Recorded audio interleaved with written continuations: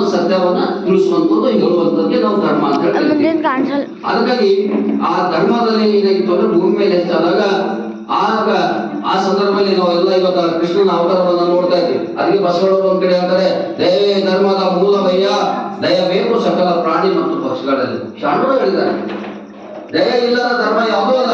ಎಲ್ಲಿ ಧರ್ಮ ಅದೋ ಅಲ್ಲಿ ದಯ ಇದೆ, ಎಲ್ಲಿ ಧರ್ಮ ಇದೆ ಅಲ್ಲಿ ಕಳಕಳಿ ಇದೆ, ಎಲ್ಲಿ ಧರ್ಮ ಇದೆ ಮಾನವೀಯ ಮೌಲ್ಯಗಳೇ, ಎಲ್ಲಿ ಧರ್ಮ ಇದೆ ಅಲ್ಲಿ ಕಲ್ಯಾಣದ ಕಾರ್ಯಗಳನ್ನು ಬಯಸುವಂತದೇ ನಿಜವಾದಂತಹ ಧರ್ಮ. ಹಾಗಾಗಿ ಭಗವಾನ್ ಕೃಷ್ಣ ಅವತಾರದ ಒಂದು ಹಿನ್ನೆಲೆಯನ್ನು ಇಟ್ಕೊಂಡು ನೋಡಿದಾಗ ಭಗವಾನ್ ಕೃಷ್ಣ ಏನಾಗ್ತಾನ ಅಂತಂದ್ರೆ, ಅವಾಗ ನಾವೆಲ್ಲ ನೋಡ್ತೀವಿ ಕೃಷ್ಣ ಜೀವನ ಚರಿತ್ರೆ ನೋಡುವಾಗ ಅದು ಅವತಾರದ ಹಿನ್ನೆಲೆಯನ್ನು ನೋಡಿದಾಗ ಕೂಡ ಅವಾಗ ಏನಾಗ್ತದೆ, ಒಂದು ದೃಷ್ಟಾಂತ ಇಟ್ಕೋಬೇಕಾಗ್ತದೆ, ಒಂದು ಕಲ್ಪನೆಯನ್ನು ಕೊಡ್ಬೇಕಾಗ್ತದೆ. ಮನುಷ್ಯನಿಗೆ ನೇರವಾಗಿ ಹೇಳೋದ್ಕಿಂತ ಇಂಡೈರೆಕ್ಟ್ ಹೇಳ್ಕೊಂತ ಹೋದಾಗ ಅದೇನು ಕಚೇರಿನೂ ಹೇಳ್ಬೋದು. ಅವಾಗ ಭಗವಾನ್ ಕೃಷ್ಣ ಈ ಭೂಮಿ ಮೇಲೆ ಯಾಕೆ ಜನ್ಮವನ್ನು ತಾಳದ ಬಗ್ಗೆ ಹೇಳಿದಾಗ, ಆ ಭೂಮಿ ಮೇಲೆ ಬಹಳ ಒಂದು ವಿಡಿಯೋ ಕ್ಲಿಪ್ ನೋಡಿದ್ವಿ ನಾವು. ಸಾಮಾನ್ಯವಾಗಿ ವೀಕ್ಷಣೆ ಮಾಡುವಾಗ ಒಂದು ಹುಡುಗಿ ಒಳ್ಳೆ ರೀತಿಯಾಗಿ ಹೇಳೋದು, ಯಾಕಂದ್ರೆ ಭೂಮಿ ಮೇಲೆ ಎಲ್ಲಾ ಪದಾರ್ಥಗಳನ್ನು ವಿಷವನ್ನ ಕುಡಿತಾ ಇದ್ದೇವೆ, ಎಲ್ಲಾ ಪದಾರ್ಥಗಳು ವಿಷ ಸೇರಿದೆ, ಭೂತಾಯಿ ವಜ್ಜೆಯಾಗಿದ್ದಾಳೆ, ಭೂತಾಯಿಗೆ ಒಂದು ವೇಷದ ಆಡಿಸಿ ದಿಲ್ಲಿಯಲ್ಲಿ ಒಂದು ಕಾರ್ಯಕ್ರಮ ಆಗ್ತದೆ. ಈ ಭೂಮಿ ವಿಷವನ್ನ ಕುಡಿತಾ ಇದ್ದೇವೆ ನಾವು, ವಿಷವನ್ನು ಕಂಡು ನಾವು ಹೇಗೆ ಬದುಕಬಹುದು ಈ ಭೂಮಿ ಮೇಲೆ, ನಿನ್ನ ರಕ್ಷಣೆ ಮಾಡುವುದು ತಾಯಿ ಅಂತ ಹೇಳಿ ಆ ಹುಡುಗಿ ಒಳ್ಳೆ ರೀತಿಯಾಗಿ ಒಂದು ಏಕಪಾತ್ರ ಅಭಿನಯ ಮಾಡ್ತದೆ ಹುಡುಗಿ. ಹಾಗೇನಾಯ್ತು, ಆ ಸಂದರ್ಭದಲ್ಲಿ ಭೂಮಿ ಮೇಲೆ ಅನೇಕ ರೀತಿಯಾದಂತಹ ಅನ್ಯಾಯ ಅತ್ಯಾಚಾರ ಆದಾಗ ಭಗವಾನ್ ಕೃಷ್ಣನ ಅವತಾರ ಅನಿವಾರ್ಯವಾಗಿತ್ತು. ಹಾಗಾಗಿ ಭಗವಾನ್ ಕೃಷ್ಣನ ಏನಾಗ್ತದೆ, ಬ್ರಹ್ಮದೇವ ಎಲ್ಲ ಒಂದು ಜ್ಞಾನವನ್ನು ಕಲ್ಪನೆ ಕೊಡ್ತಾರೆ. ಬ್ರಹ್ಮದೇವರ ಮೊರೆ ಹೋದ್ರು ಭೂತಾಯಿ. ಬ್ರಹ್ಮದೇವ ನಾವು ಮೊರೆ ಹೋದಾಗ ಬ್ರಹ್ಮದೇವ ಯಾರ ಮೊರೆ ಹೋದ ಅಂತಂದ್ರೆ ವಿಷ್ಣುವನ ಹತ್ತಿರ ಮೊರೆ ಹೋದ. ವಿಷ್ಣುವನ ಹತ್ತಿರ ಮೊರೆ ಹೋಗಿ ಏನಂದ್ರೆ, ಈ ಭೂಮಿಯ ಮೇಲೆ ಬಹಳ ಜನ ಮನುಷ್ಯರನ್ನು ಅರ್ಥ ಮಾಡಿಕೊಳ್ತಾ ಇಲ್ಲ. ಅದಕ್ಕಾಗಿ ಬಸವಣ್ಣ ಮೊದಲು ಹೇಳ್ತಾರೆ, ಅವನ ಯಾರು ಎನ್ನದೆ ಇವನಮ್ಮವ ಎಂದಿರಯ್ಯ ಅಂತ ಬಸವಣ್ಣವರು ಕೂಡ ಹೇಳ್ತಾರೆ. ಏನಂತಂದ್ರೆ, ಈ ಮನುಷ್ಯನನ್ನ ಅರ್ಥ ಮಾಡ್ಕೊಳ್ತಾ ಇಲ್ಲ. ಅದಕ್ಕೆ ಬಸವಣ್ಣವರು ಕೂಡ 12ನೇ ಶತಮಾನದಲ್ಲಿ ಹುಟ್ಟಿರೋದಕ್ಕೆ ಅದು ಏನು ಅಂದ್ರೆ ಮಾನವ ಧರ್ಮವನ್ನು ಉಳಿಸ್ಬೇಕು ಅಂತ. ಹಾಗಾಗಿ ಈ ನಮ್ಮ ಮನುಷ್ಯನನ್ನ ಅವಾಗ ಅವತಾರವನ್ನ ತಾಳ್ತಾರೆ ಅಂದ್ರೆ ಏನು ಉದ್ದೇಶ ಏನು ಅಂದ್ರೆ ಮಾನವನ ಕಲ್ಯಾಣ ಬಯಸುವಂಥದ್ದು. ಹಾಗಾಗಿ ಭಗವಾನ್ ಕೃಷ್ಣನಿಗೆ ಬ್ರಹ್ಮದೇವ ಹೋದಾಗ ಆಗ ವಿಷ್ಣು ಹತ್ರ ಹೋಗ್ತಾರೆ. ವಿಷ್ಣು ಆವಾಗ ಹೇಳ್ತಾನೆ, ಭೂಮಿ ಮೇಲೆ ಹೆಚ್ಚನ್ನೇ ಆಗ್ತದೆ, ಓ ವಿಷ್ಣುನೇ ನೀ ಏನ್ ಮಾಡ್ಬೇಕಂದ್ರೆ ಈ ಭೂಮಿ ಮೇಲೆ ಅವತಾರವನ್ನ ತಾಳಿ ಮತ್ತೆ ಮಾನವ ಕಲ್ಯಾಣ, ಧರ್ಮದ ರಕ್ಷಣೆ, ಧರ್ಮದ ಉಳಿವನ್ನು ನೀನ್ ಮಾಡ್ಬೇಕಾಗಿದೆ. ಹಾಗಾಗಿ ದಯಮಾಡಿ ತಾವು ಮತ್ತೆ ಭೂಲೋಕಕ್ಕೆ ಜನ್ಮವನ್ನು ತಾಳಿ ಬಂದು ಈ ಮಾನವನ ಕಲ್ಯಾಣ ಕೆಲಸವನ್ನ ಮಾಡು ಅಂತ ಹೇಳಿ ಬ್ರಹ್ಮದೇವ ಪ್ರಾರ್ಥನೆ ಮಾಡ್ಕೋತಾನೆ. ಯಾರ ಹತ್ರ? ವಿಷ್ಣು ಹತ್ತಿರ. ಆಗ ವಿಷ್ಣುನೇ ಏನ್ ಹೇಳ್ತಾನೆ, ನಾನೇ ಭೂಮಿ ಲೋಕಕ್ಕೆ ಬಂದು ಮಾಡುವಂತ ಪ್ರಯತ್ನವನ್ನು ಮಾಡ್ತೇನೆ ಅಂತ ಹೇಳಿ ವಚನವನ್ನು ಕೊಡ್ತಾನೆ. ಆಗ ಬ್ರಹ್ಮದೇವನಿಗೆ ಕೊಟ್ಟಂತ ವಚನವನ್ನ ಮೂಲಕ ಏನಾಗ್ತದೆ ಅಂದ್ರೆ, ಭೂಮಿಯ ಮೇಲೆ ಭಗವಾನ್ ಕೃಷ್ಣ ಜನ್ಮವನ್ನ ತಾಳ್ತಾನೆ. ಆಗ ಆ ಸಂದರ್ಭ ಹೆಂಗಿರ್ತದ ಎಂಬುದ ಘಟನೆಯನ್ನ ನಾವು ನೋಡ್ತೀವಿ. ಭಗವಾನ್ ಕೃಷ್ಣ ಏನೋ ಜನ್ಮವನ್ನ ತಾಳ್ತಾನೆ ಅಂದ್ರೆ, ಒಂದ್ ಕಡೆ ದೇವಕಿ, ಕಂಸ ಯಾವ ರೀತಿಯಾಗಿ ತನ್ನ ಸ್ವಂತ ತಂಗಿಯನ್ನ ಹಿಂಸೆಯನ್ನ ಮಾಡ್ತಾನೆ, ಅತ್ಯಾಚಾರವನ್ನ ಮಾಡ್ತಾನೆ, ಜೈಲಿನಲ್ಲಿ ಹಾಕ್ತಾನೆ. ಯಾವ ರೀತಿಯಾಗಿ ಮನುಷ್ಯನ ಮೇಲೆ ಇಲ್ಲ, ಸ್ವತಃ ತಂಗಿಗೆ ಅವನ ಶೋಷಣೆಯನ್ನು ಮಾಡ್ತಾನೆ, ತಂಗಿ ಮಕ್ಕಳನ್ನ ಕೊಲೆ ಮಾಡ್ತಾ ಹೋಗ್ತಾನೆ, ಅಧರ್ಮದಿಂದ ರಾಜ್ಯವನ್ನ ಆಳ್ತಾ ಇರ್ತಾನೆ. ಆ ಸಂದರ್ಭದಲ್ಲಿ ಅನಿವಾರ್ಯವಾಗಿ ಭಗವಾನ್ ಕೃಷ್ಣನ ಜನ್ಮ ಆಗ್ತದೆ. ಆಮೇಲೆ ಅದಕ್ಕೆ ಮತ್ತಷ್ಟು ಹಿನ್ನೆಲೆಗಳು ಇವೆ. ಹಾಗಾಗಿ ನಾವೆಲ್ಲರೂ ಇವತ್ತ ಧರ್ಮದ ಒಂದು ಉಳಿವಿಗಾಗಿ ಕೃಷ್ಣನ ಜನ್ಮವನ್ನು ನಾವು ನೋಡ್ತೇವೆ. ಹಾಗಾಗಿ ರಾಮ ಹಗಲ ರಾತ್ರಿ 12 ಗಂಟೆಗೆ ಜನ್ಮ ಅಂತ ತಾಳ್ದ ರಾಮ, ಶ್ರೀರಾಮ. ಆಗ ರಾತ್ರಿ 12 ಗಂಟೆಗೆ ಭಗವಾನ್ ಕೃಷ್ಣ ಜನ್ಮವನ್ನು ಆಗ್ತದೆ. ಹಾಗಾಗಿ ಈಗ ಜನ್ಮೋತ್ಸವ ಹೇಗಾಯ್ತು ಎಂಬ ಘಟನೆಗಳನ್ನ ನಾವು ಸಾಮಾನ್ಯವಾಗಿ, ನಾನು ಸಮಯ ನಮ್ಮ ಜಾಗತಿಕರಣದಲ್ಲಿ ಕೇವಲ 30 ನಿಮಿಷನ ನೋಡಿದ್ದೇನೆ. ಯಾಕಂದ್ರೆ ನಾವು ಒಂದೇ ದಿವಸ ಹೇಳೋದಿಲ್ಲ, ಇನ್ನ 30 ನಿಮಿಷ ಹೇಳಿದ ನಂತರ ಭಜನದಲ್ಲಿ ಅವಕಾಶವನ್ನು ಮಾಡ್ಕೊಡ್ಬೇಕಾಗ್ತದೆ. ಹಾಗಾಗಿ ಭಗವಾನ್ ಕೃಷ್ಣನ ಅವತಾರ ಇಷ್ಟೇ. ರಾತ್ರಿ 12 ಗಂಟೆಗೆ ಕೃಷ್ಣನ ಅವತಾರ. ಆಲ್ರೆಡಿ ಅವ್ರ ತಾಯಿ ತಂದೆ ನೋವಿನಲ್ಲಿ ಇರ್ತಾರೆ, ದುಃಖದಲ್ಲಿ ಇರ್ತಾರೆ. ಅದಕ್ಕಾಗಿ ಬಹಳ ಜನ ನಾವು ಹೇಗೆ ಚಿಂತನೆ ಮಾಡಿದ್ರೆ ಹಾಗೆ ಅನಿಸ್ಕೊಳ್ತಾ ಇರ್ತಾರೆ. ನಿರಂತರವಾಗಿ ಪರಮಾತ್ಮನ ಧ್ಯಾನದಲ್ಲಿದ್ದ ಪರಮಾತ್ಮನೇ ನೆನ್ಸ್ಕೊಳ್ತವೆ.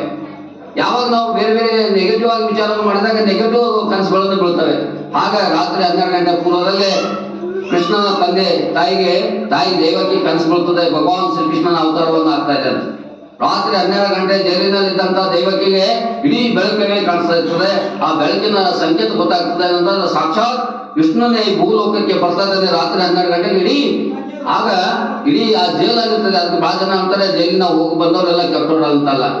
ಜೈಲಿನಲ್ಲೇ ಭಗವಾನ್ ಶ್ರೀಕೃಷ್ಣ ಜನ್ಮ ತಾಳ್ದ. ಅಂದ್ರೆ ಈ ಮಹಾತ್ಮ ಗಾಂಧಿ ಜೈಲಿನಲ್ಲಿ ಹೋಗಿ ಬಂದ್ರು ಅಂದ್ರೆ ಮಹಾತ್ಮ ಗಾಂಧೀಜಿ ಕೆಟ್ಟವರಲ್ಲ.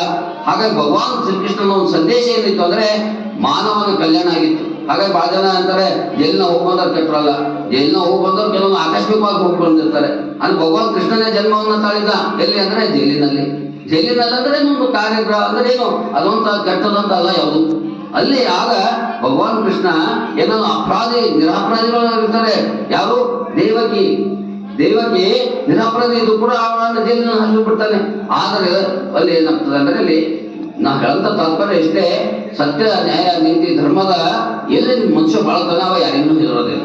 ಜೈಲಾದ್ರೂ ಒಂದೇ, ಮನೆಯಾದ್ರೂ ಒಂದೇ, ಪಟ್ಟಣ ಆದ್ರೂ ಒಂದೇ, ಗುಡಿಸಲಾದ್ರೂ ಒಂದೇ, ಬಂಗಲೆ ಆದ್ರೂ ಒಂದೇ. ಆಗ ಅದು ಹಿಂದೆ ಯಾವಾಗ ಆ ಶಕ್ತಿ ಬರ್ತದೆ ಅಂದ್ರೆ ನಮ್ಮಲ್ಲಿ ಪರಮಾತ್ಮನ ಬಳಿ ನಂಬಿಕೆ ಇರಬೇಕು.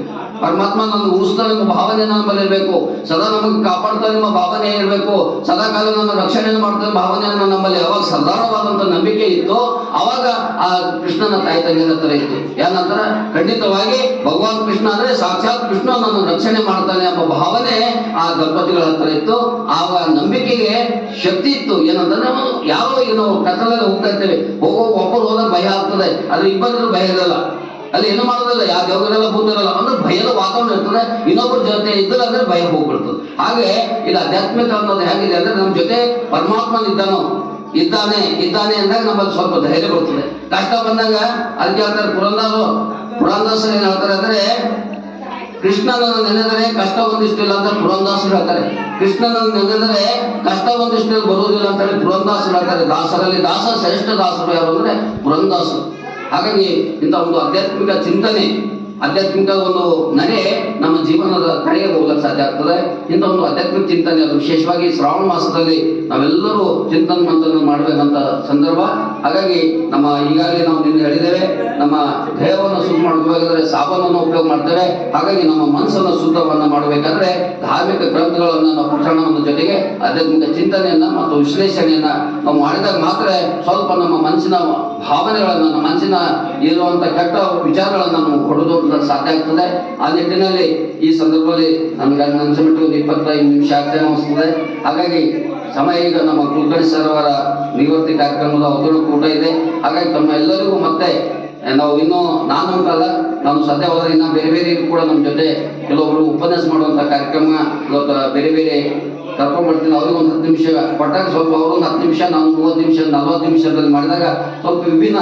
ಯಾಕಂದ್ರೆ ಒಬ್ಬರು ಮಾಡೋದ್ಕಿಂತ ಇನ್ನೊಬ್ಬರು ನಮ್ಮ ಜೊತೆ ಇದ್ದಾಗ ಸ್ವಲ್ಪ ಡಿಫ್ರೆಂಟ್ ಆಗಿ ಚಿಂತನೆ ಮಾಡಕ್ಕೆ ಅವಕಾಶ ಸಿಗ್ತದೆ.